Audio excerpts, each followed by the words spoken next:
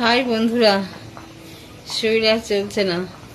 High চল, high না,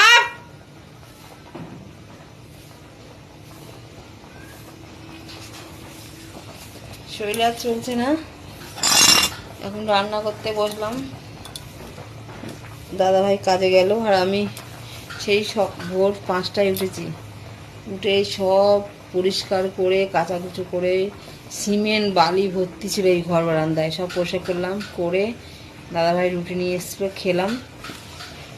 খেয়ে নিয়ে শাশুড়ি মা থাকবেন ওই ঘরে, সেই ঘরটা পরিষ্কার করে বিছানাপত্র ঝেড়ে ঝুড়ে মানে ইয়ে করে দিয়ে আসলাম। জানলা দরজার পর্দা টাঙিয়ে দিয়ে আসলাম। কালকে কারেন্টের লোক আসবে, পাখার একটা লাইট দিয়ে যাবে। পারি না, মুখে যতই বলি না কেন পারি না। আমি মুখে বলি করব না, কিন্তু পারি না। এই জন্যই মরেছি আমি সারা জীবন। আমি মুখে বলি আমি কিছু করব না, করে দেবো না, কিন্তু আমার মনটা সেরকম নয় বন্ধুরা, জানো তো। মানে আমি সবার কাছ থেকে মানে সবাইকে ভালোবাসা দিয়ে যাই, কিন্তু ভালোবাসা আমি পাই না। তা আমি শুধু একটা জিনিসই জানি, আমার কর্ম আমি করি, উপরে তো একজন আছেন। তবে হ্যাঁ বন্ধুরা, অনেকেই তোমরা আমাকে বাজে বাজে কমেন্ট করো, তুমি এরকম ভিডিও তুমি কেন দাও, কেন এরকম দাও, তোমার লজ্জা করে না, তোমার পরিবারের কেউ তোমাকে বলে না। হ্যাঁ বন্ধুরা, পরিবারের আমাকে সবাই বারণ করে, কিন্তু সত্যি কথা বলতে আমার এরকম পরিবার ছিল না। আমি এই পরিবারটাকে পেয়েছি 2 বছর। আর আগে আমি একার মতো একা থাকতাম। আমার জীবনে অনেক অনেক যুদ্ধ কাহিনী ছিল। দাদাভাই ফোন এসছে,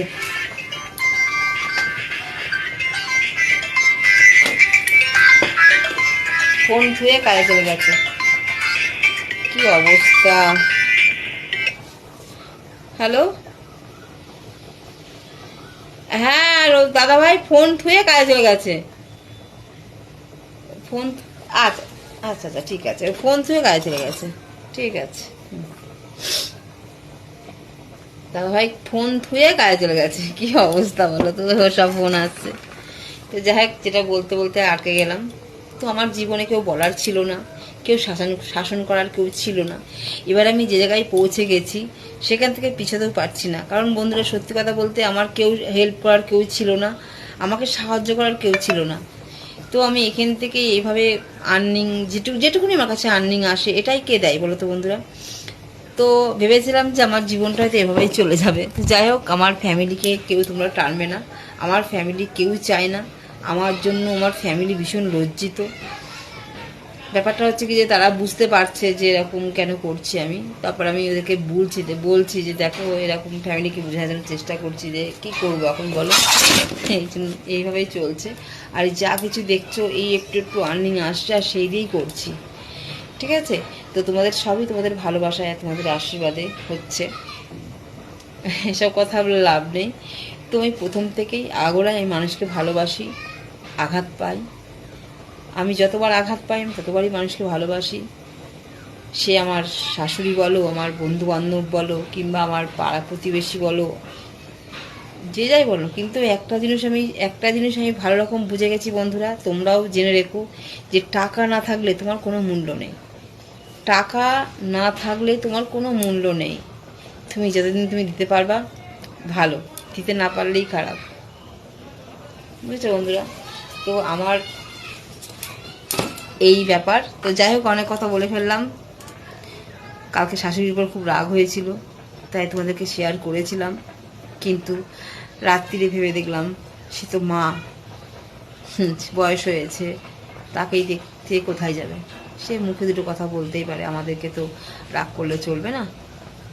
তো তার জন্য শাশুড়ি মায়ের জন্য ওই ঘরটা ভালো করে ঝেড়ে ঝুড়ে বিছানাপত্র গুছিয়ে রেখে এই এসে বসলাম। আর আজকে রান্না করছি, দেখো মেনুতে কী আছে। আজকে অনেক কাজ আছে, এখনও অনেক কাজ আছে। রান্না বান্না করে উপরে যাব ছাদে সব বাসনপত্র অনেক কিছু আছে, সেগুলোকে বসে করতে হবে। আজকের মেনু হচ্ছে, দাদাভাই বাড়িতে নেই। এই দেখো আম ডাল করব। এই যে ডাল সেদ্ধ হয়ে গেছে, ভাত ফুটছে, আম ডাল করব। আর এই যে আলুটা দিয়ে, আর এই যে এই দুটো উচ্ছে দিয়ে একটুখানি তরকারি করব। আর এই যে মিষ্টি কুমড়োটা আর বেগুনটা কোথায় গেল, এই যে এই বেগুনটা ভাজবো আমার একার জন্য। আর এখন ভীষণ খিদে পেয়েছে, এই তরমুজটা পুরো কাটবো, কেটে খাবো। কে খাওয়া চলে আসো তরমুজ বন্ধুরা। তো চলো, টাটা, বাই বাই।